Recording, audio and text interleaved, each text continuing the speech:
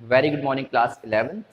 Now, today we are going to start new chapter, that is chapter 2. Chapter 1 जो था आपका physics का, वो इंट्रोडक्शन चैप्टर है, जो कि उससे रिलेटेड कोई क्वेश्चन नहीं पूछा जाता, जस्ट इंट्रोडक्शन है, डिस्कवरी एंड इन्वेंशन से रिलेटेड जो स्टार्ट होता है मेन चैप्टर आपका क्लास 11 की फिजिक्स में, that is unit and measurement.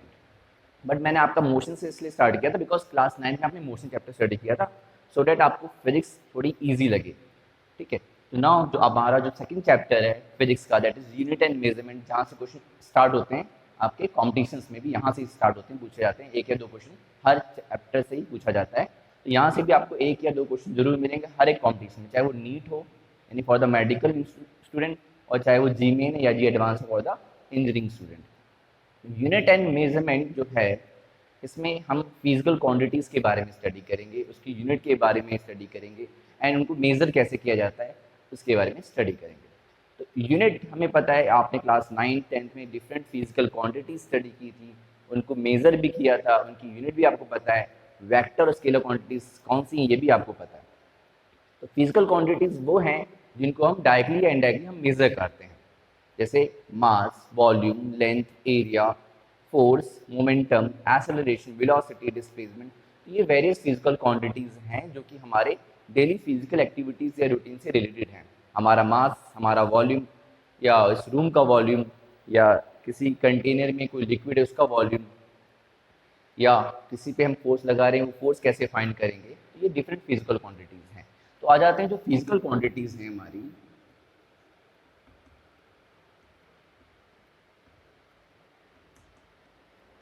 No, physical quantities भी टू पार्ट्स में कैटेगराइज की गई हैं, टू पार्ट्स में डिवाइड की गई हैं. One is called basic quantities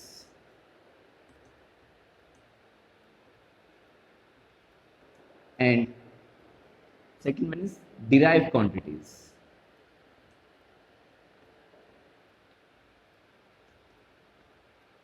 तो ना, बेसिक क्वांटिटीज को हम फंडामेंटल क्वांटिटीज भी कहते हैं.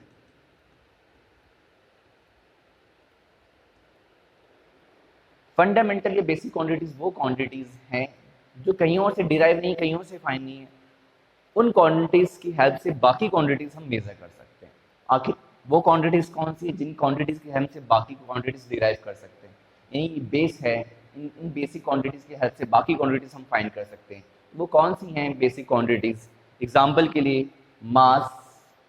मास किसी और से डिराइव नहीं है, मास है, लेंथ है, टाइम है, टेम्परेचर है, करंट, ल्यूमिनस इंटेंसिटी, लाइट की इंटेंसिटी, अमाउंट ऑफ सब्सटेंस, ये सब फंडामेंटल क्वांटिटीज है. मैं अभी इसकी लिस्ट बनाऊंगा और फिर उसमें एक और टॉपिक आएगा, डायमेंशन एनालिसिस, जो कि वही टॉपिक है जिससे क्वेश्चन पूछे जाते हैं.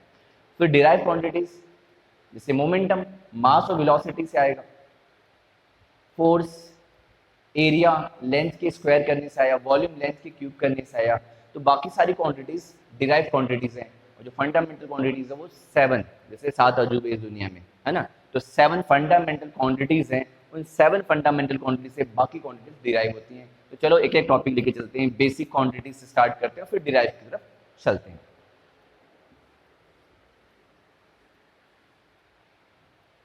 तो ना, बेसिक क्वांटिटीज या फंडामेंटल क्वांटिटीज.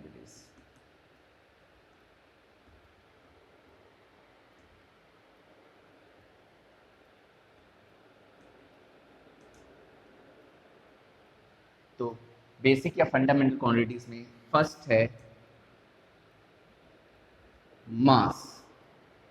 मास फर्स्ट फंडामेंटल क्वांटिटीज लिया, इसकी यूनिट एसआई यूनिट लेंगे हम, केजी, किलोग्राम. ओके, मास एसआई यूनिट किलोग्राम. नाउ यहाँ पे नई चीज आप स्टडी करने जा रहे हैं, तो स्क्वायर ब्रैकेट बनाया है और यहाँ पे लिख दिया है एम. आप समझ रहे होंगे कि ये आखिर ये एम क्या मतलब है. This M represent the mass. तो ये एक नई चीज है, ये फिजिकल क्वांटिटीज है, ये एस आई यूनिट है, this is S I unit and this is called dimension. किसी क्वांटिटी का डायमेंशन रिप्रेजेंटेशन ये स्क्वायर ब्रैकेट के अंदर एम लिख दिया, एम फॉर मास, तो इसको कहते हैं डायमेंशन. सेकेंड, मास के बाद लेंथ. बहुत ही इजी टॉपिक है. लेंथ यूनिट मीटर एंड इसका dimension square bracket L, this is length का dimension representation. Third physical quantity, mass length के बाद आएगा time, time second S I net, and यहाँ पे टी यूज किया है। देखो डायमेंशन आपको क्लियर है, एम मास के लिए, एल लेंथ के लिए, टी टाइम के लिए ना। अब आ जाते हैं fourth one, temperature. Now what is the SI unit of temperature? Kelvin. Okay, आगे आपको रिलेशन आपने 9th में भी स्टडी किया है केमिस्ट्री में, केल्विन डिग्री सेल्सियस फ़ारेनहाइट में कन्वर्जन। फिलहाल फिजिक्स में भी आएगा सेकंड पार्ट बुक में, हीट एंड थर्मोडायनेमिक एक चैप्टर आएगा, तो टेम्परेचर केल्विन में मेजर करेंगे। अब इसका डायमेंशन क्या होगा, सोचना पड़ेगा। एम एल और टी हो गया, अब वापस टी लिख देंगे तो गलत हो जाएगा ना, टी फॉर टाइम हो गया। अब क्या करें, क्योंकि ये हमने यूज कर लिया, अब हमारा फ्लो तो बना हुआ है, कैपिटल लेटर से जो फ्रंट पहला लेटर है अल्फाबेट उसको यूज करें, ये टी यूज कर लें। अगर टी यूज कर लेंगे तो फिर कंफ्यूज हो जाएंगे कि टाइम है या टेम्परेचर है, तो इसलिए अब इसको यहाँ से हटते हैं, हम एसआई यूनिट की तरफ आते हैं, दैट इज के। के यूज करेंगे, नहीं अब हम एसआई यूनिट वाले टर्म्स को यूज करेंगे फॉर द डायमेंशन। तो के मतलब केल्विन, दैट मींस टेम्परेचर का डायमेंशन है। Fifth one, electric current, unit, yes class 10th में आपने स्टडी किया है, एम्पियर। तो जब हमने स्टार्ट कर दिया एसआई यूनिट को यूज करना, तो यहाँ पे यूज करेंगे A, ampere for the dimension of current. Now six one, electric current के बाद आता है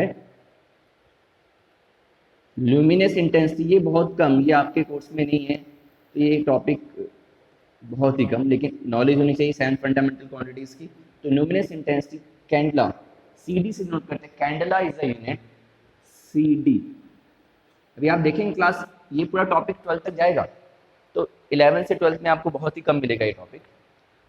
seventh one is important, amount of substance या क्वांटिटी ऑफ मैटर कह सकते हैं, अमाउंट ऑफ सब्सटेंस, इसको यूनिट मोल, केमिस्ट्री में यूज करते हैं ना, मोल कैसे आपने स्टडी किया है, तो ये मोल है, और यहाँ पे डायमेंशन में यूनिट ही यूज करते हैं। तो आपको क्लियर हो गया, स्टार्टिंग के 3 तो हमने ये यूज किया, लेकिन उसके बाद कंफ्यूजन हुआ कि टी यूज करें क्योंकि टेम्परेचर के लिए भी है, तो उसके बाद हम यहाँ पे आ जाते हैं, और फिर हम एसआई यूनिट को ही यूज करते हैं एज अ डायमेंशन। ये बहुत ईजी रहेगा आपको याद करना। तो ये 7 फंडामेंटल क्वांटिटीज हो गई, क्लियर। और सबसे इंपॉर्टेंट चीज ये डायमेंशन हो गए, यूनिट के बारे में आपको आइडिया पहले से ही है, बट नया टॉपिक है, और ये पूरा चैप्टर में 50% टॉपिक यही है जो कॉम्पिटिशन में भी आपको मिल जाएंगे क्वेश्चन। तो डायमेंशन आपको याद रखना है अब, और याद करने का तरीका मैंने आपको समझा दिया है। तो दीज आर द डायमेंशन, जिसको देख के पता चल जाएगा कि कौन सी फिजिकल क्वांटिटीज को रिप्रेजेंट कर रहे हैं। अब आ जाते हैं फंडामेंटल क्वांटिटीज की हेल्प से डिराइव क्वांटिटीज को स्टडी करने जा रहे हैं।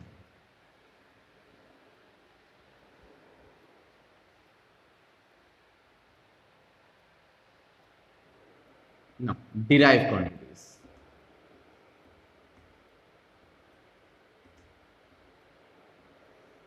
Okay, तो बहुत सारी हैं, लेकिन हम वो स्टडी करेंगे जो आपने क्लास 9 से स्टडी किया था। First one, area. What is the unit of area? Metre square. Metre में क्या है, मीटर क्या है, लेंथ है ना, लेंथ है, तो मीटर लेंथ है, तो यहाँ एरिया अगर हम स्क्वायर कहें या कोई और रेक्टेंगल मान ले तो मीटर स्क्वायर ही यूनिट होती है। तो यानी लेंथ, मीटर क्या है, it is the unit of length.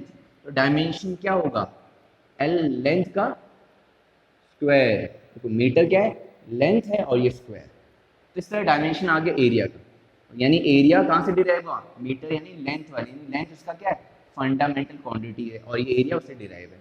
Second one, volume. Volume is metre cube, and what is dimension, L for the meter, the cube, very simple. Now third one, density. Yes, what is density? Mass upon volume.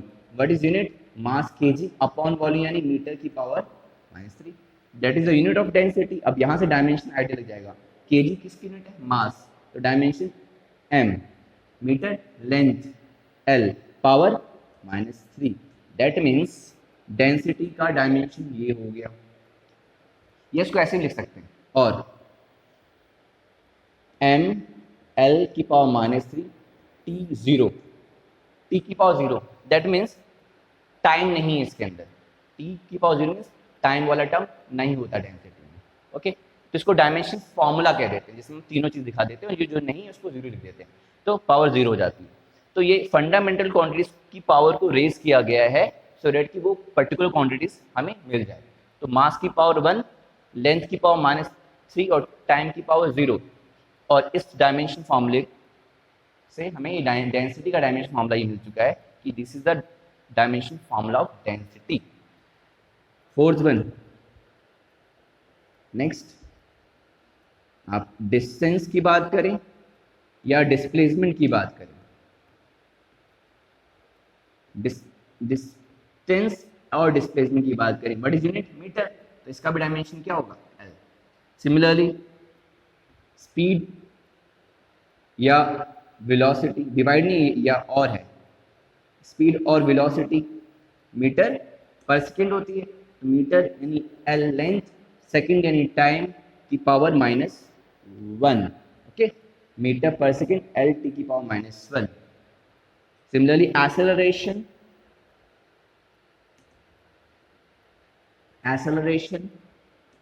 what is acceleration? Metre पर second square L T की power -2, metre यानी length, second की power -1 T की power -2। इस तरह आप बहुत सारी फिजिकल क्वांटिटीज डिराइव कर सकते हैं और उनका डायमेंशन लिख सकते हैं। ओके, अभी तो मैंने एग्जांपल दिया है, इसके आगे आपको खुद करना है। मैं इसकी इमेज सेंड कर दूंगा और आप समझ जाएंगे कैसे करना है, बट नहीं समझ आएगा तो मुझसे आप अपनी क्वेरीज पूछ सकते हैं। तो ये है, और भी करेंगे डिफिकल्ट लेवल की, तो बेसिक क्लास 9 की फंडामेंटल क्वांटिटीज की हेल्प से ये डिराइव क्वांटिटीज क्लास 9 में स्टडी की, वो चीज़ ली है। अभी 10th वाली कुछ क्वांटिटीज हैं, जैसे इलेक्ट्रिक चार्ज, चलो वही ले लेते हैं एक एग्जांपल। इलेक्ट्रिक चार्ज कब, इलेक्ट्रिक चार्ज यूनिट तो कूलम होती है, लेकिन हमें फंडामेंटल, ये सब फंडामेंटल की यूनिट के टर्म में, तो फंडामेंटल के टर्म में क्या होता है, चार्ज क्या होता है, Q = I/T, है ना। चार्ज तो फंडामेंटल नहीं है, लेकिन करंट फंडामेंटल है, टाइम फंडामेंटल है। AT मीन्स एम्पियर सेकेंड, यानी एम्पियर के लिए A यूज करते हैं, सेकेंड के लिए T। That means electric charge का डायमेंशन क्या होगा, AT होगा। फॉर्मूला Q = IT कहते हैं, यानी क्लास 10 का ये फॉर्मूला है।